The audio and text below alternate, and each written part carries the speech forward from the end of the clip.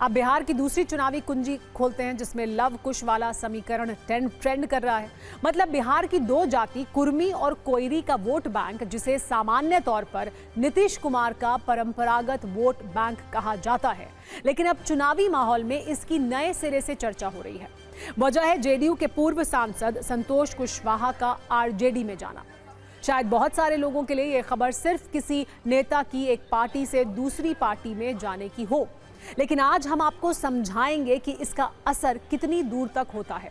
क्योंकि संतोष कुशवाहा कोयरी समाज से आते हैं, इसीलिए उन्होंने आरजेडी में शामिल होने के बाद जो बयान दिया, उससे लव कुश समीकरण वाली चर्चा शुरू हो गई है। पहले उनका वो बयान सुनिए, फिर आपको लव कुश वोट बैंक वाला पूरा गणित भी समझाएंगे। वोट पिछड़ों का, वोट लव कुश का, वोट अति पिछड़ा का, वोट दलित का, वोट महादलित का, और शासन सत्ता की चाबी मुट्ठी भर लोगों के हाथ में। और जो लोग, वैसे लोग चुनाव हार जाते हैं, वो लोग बिहार सरकार में मंत्री बन जाते हैं, राज्यसभा चले जाते हैं, एमएलसी बन जाते हैं।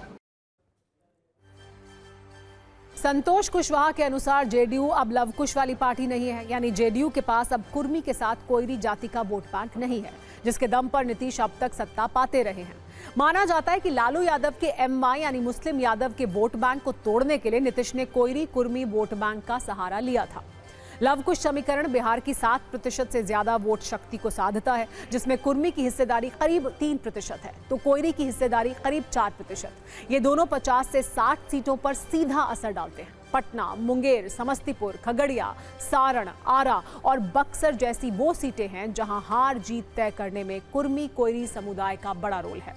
अब संतोष कुशवाहा जैसे कुर्मी नेताओं को अपने साथ जोड़कर आरजेडी इसमें सेंध लगाना चाहती है, क्योंकि नीतीश की अगुवाई में एनडीए गठबंधन को इन प्रमुख जातीय समूहों का मजबूत समर्थन मिला है। पिछले विधानसभा चुनाव में कोयरी समुदाय के 51%, कुर्मी समुदाय के 81% और अति पिछड़ा वर्ग के करीब 58% मतदाताओं ने एनडीए के पक्ष में वोट डाले। वहीं महादलितों में मुसहर जाति के 65% वोट भी गठबंधन को मिले।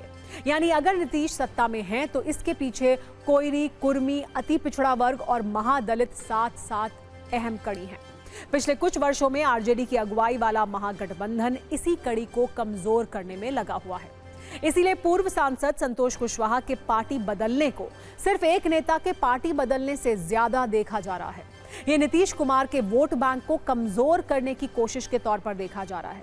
इससे पहले लोकसभा चुनाव में भी महागठबंधन ने 8 कुशवाहा उम्मीदवार उतारे थे।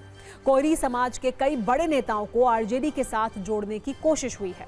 यानी अगर कोयरी और कुर्मी वाला समीकरण बिगड़ा तो एनडीए का तनाव बढ़ना तय मान लीजिए। अब बिहार में सीट शेयरिंग वाले कलेश का अपडेट भी जान लीजिए। पिछले 3 दिनों से बैठक पर बैठक हो रही है। कभी कोई मान जाता है तो कभी कोई रूठ जाता है। पटना में समाधान न होने के बाद अब दिल्ली से हल निकालने की कोशिश हो रही है। एनडीए के 2 नाराज सहयोगी उपेंद्र कुशवाहा और जीतन राम मांझी दिल्ली में हैं। उपेंद्र कुशवाहा ने बीजेपी अध्यक्ष जेपी नड्डा से मुलाकात की है तो जीतन राम मांझी गृह मंत्री अमित शाह से मिले हैं। दूसरी तरफ महागठबंधन में भी सीटों वाला विवाद सुलझाने के लिए तेजस्वी और लालू यादव के दिल्ली आने की चर्चा है। पहले बात एनडीए की करते हैं, जहां चिराग पासवान तो मान गए, लेकिन उपेंद्र कुशवाहा और जीतन राम मांझी नाराज हैं। सूत्रों के मुताबिक उपेंद्र कुशवाहा 8 और जीतन राम मांझी 15 सीट मांग रहे हैं। कुशवाहा मधुबनी और खजौली में से 1 सीट चाहते हैं। वहीं मांझी मखदूमपुर सीट एलजेपी के खाते में जाने की चर्चा से नाराज बताए जा रहे हैं। दोनों को मनाने की कोशिश हो रही है। उधर मुकेश सहनी की शर्तों ने महागठबंधन का सीट बंटवारा रोक रखा है। बताया जा रहा है कि वो 25 सीट पर अड़े हुए हैं। साथ ही डिप्टी सीएम पद की घोषणा भी चाहते हैं। कांग्रेस के लिए 54 सीटें तय हुई हैं, लेकिन 4 और सीटों पर कांग्रेस अपना दावा कर रही है।